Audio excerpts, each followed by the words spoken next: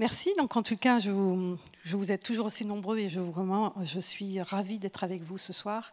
Et c'est un moment toujours agréable car nous partageons les mêmes valeurs et je sais que vous croyez à l'espoir que nous portons aujourd'hui tous ensemble grâce à vous, grâce à votre générosité toujours aussi fidèle. Alors, moi, je voudrais aujourd'hui, ce soir, vous dire où on en est dans nos programmes de recherche qui accompagnent le patient. Et aujourd'hui, le patient est au cœur du problème parce qu'il est réellement, il bénéficie d'un certain nombre de progrès considérables dans les thérapies. On est dans une ère nouvelle, de nouvelles classes thérapeutiques, dont certains ont peut-être déjà bénéficié. C'est déjà ce qu'on appelle l'immunothérapie. Donc l'immunothérapie, c'est donc utiliser son propre système de défense. On va réveiller son système immunitaire pour que ses propres lymphocytes puissent reconnaître les cancers, son propre cancer.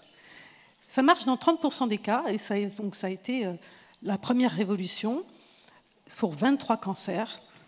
Malheureusement, 70% des patients ne répondent pas.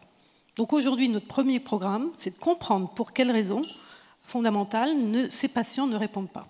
Une des raisons, c'est que ce sont des cancers qu'on dit froids. Ça veut dire qu'ils ne sont pas capables d'attirer ces fameuses cellules pour qu'elles puissent rentrer et pénétrer au fond de ces tumeurs. Donc on va les aider, et c'est une des approches thérapeutiques que nous essayons de faire au laboratoire. La deuxième possibilité, en fait, finalement, c'est de prendre vos propres lymphocytes, de les récupérer dans une transfusion et de les armer directement contre une cible qu'on va évaluer et qu'on va identifier, et on va réinjecter vos propres lymphocytes comme une transfusion de vos propres cellules, mais cette fois-ci armées pour reconnaître spécifiquement quelques cibles tumorales. Et ça, c'est ce qu'on appelle les CAR T-cells, vous avez dû entendre parler, c'est arrivé. Donc les premiers travaux ont commencé il y a 10 ans aux États-Unis. Le premier marché, c'est donc la leucémie de l'enfant. Et donc c'est une thérapie innovante qui donc est approuvée par le FDA et qui arrive en France.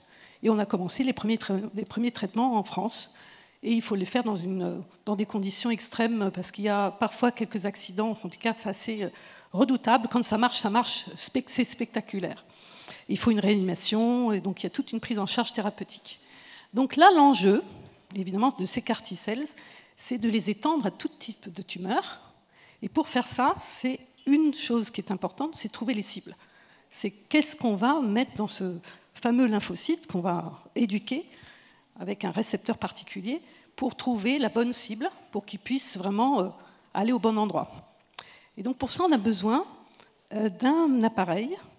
C'est-à-dire qu'on va identifier ces cibles. Ça, c'est le deuxième programme important qu'on va se donner. C'est de chercher ces fameuses cibles et les identifier par la génomique. Et encore, on revient aux gènes, on revient aux ces fameuses anomalies génétiques et d'identifier toutes ces anomalies moléculaires par un séquençage qui est donc, j'ai oublié l'enveloppe, donc dans cette enveloppe, qui va vous décrire ici cet appareil, qui est un appareil qui va séquencer à très très haut débit avec de la bioinformatique pour étudier toutes les combinaisons moléculaires qu'on va pouvoir identifier par le big data. Donc ça, vraiment, on compte sur votre générosité pour justement avoir cet appareil dans un laboratoire que nous avons construit. Et ça, c'est la dernière chose que je voulais vous dire. C'est que nous avons construit un nouveau laboratoire au Génopôle d'Evry. 3 salles blanches qui vont nous permettre de produire les cellules de chaque patient. Voilà, donc ça, c'est une vraie révolution des nouvelles thérapies qui vont vraiment changer le monde. Et je pense qu'on est vraiment on a tout aujourd'hui pour réussir. Et grâce à vous et grâce à votre contribution, je vous remercie en tout cas de nous faire confiance et continuer cette bataille que nous allons gagner tous ensemble. Je vous remercie beaucoup.